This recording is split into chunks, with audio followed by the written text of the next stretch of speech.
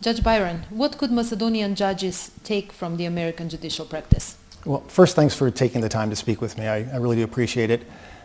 The Macedonian judges with whom I met quite a number, have all the core competencies that I think you need to do the job.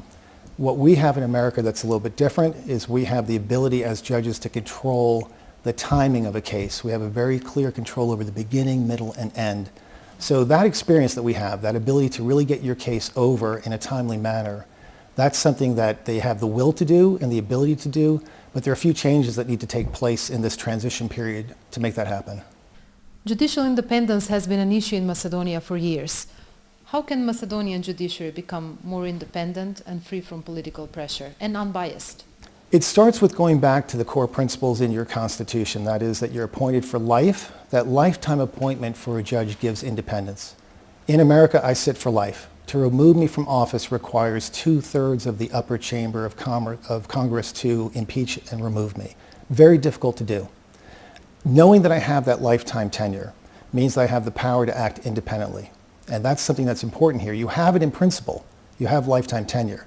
But there is the ability for the Judicial Council to remove judges.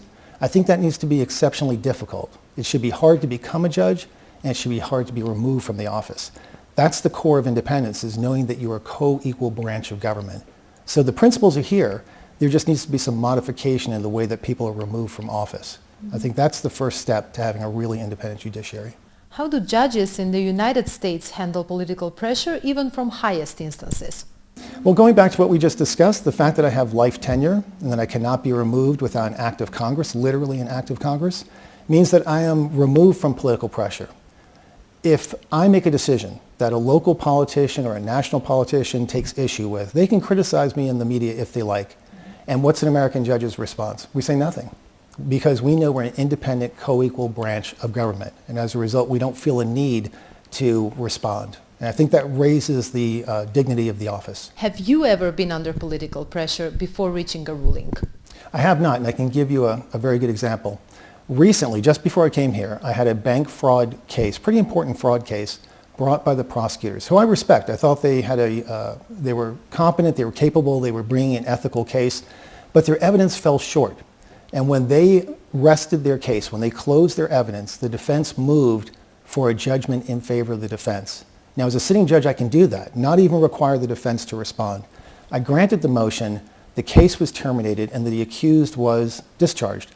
Not a word was said to me, not by my colleagues, not by my chief judge, not in the media. And that flows from the independence of the judiciary. How are cases of corruption, money laundering tried in the United States? They're tried the same as any other case in the sense that the prosecution has the burden of proof. They have to compile the evidence, call the witnesses, and present the case.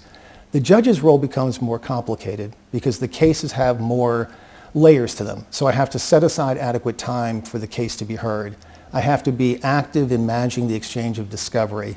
I have to be sure the public has access and that the media like you understand what's happening in a transparent way so you can report accurately on what's happening. So it takes more time and attention, but it's not fundamentally different than any other case. To what extent court transparency is important in the process of improving the judicial independence in Macedonia? It's critical. It's critical in my country, it's critical in your country, it's critical around the world. When I write an opinion or an order on a case, I specify the issue before me, the law that controls, the facts that are relevant, and I cite where I received those facts. And then I apply the facts to the law, and I give my ruling, and it's published. You can read it, anyone can read it, and you can agree or disagree with my finding, but it's transparent. I think that's very important. One solution that has been discussed in the context of judicial reform in Macedonia is the possibility of general re-election of judges. Do you think this is a good model? I disagree with the notion of discharging all the judges and re-electing, and I'll tell you why. When you're in a period of transition, there can be a public perception that the winner has eliminated the judges appointed by the predecessor and is now starting over. That causes judges to lose confidence in their independence because they now are concerned about having to stand for election, which they haven't had to do before. So I would think that the better course is, if you have judges that you perceive are not living up to their responsibilities ethically, morally, or just in terms of what they should be doing, deal with those specific judges. because there are many, many good judges that I've met that are doing a great job under challenging circumstances, and to remove them from their office would undermine the stature of the court. I think that's a bad idea. Judge Bajrон, thank you for this interview for CITL. Thank you. It's been a pleasure.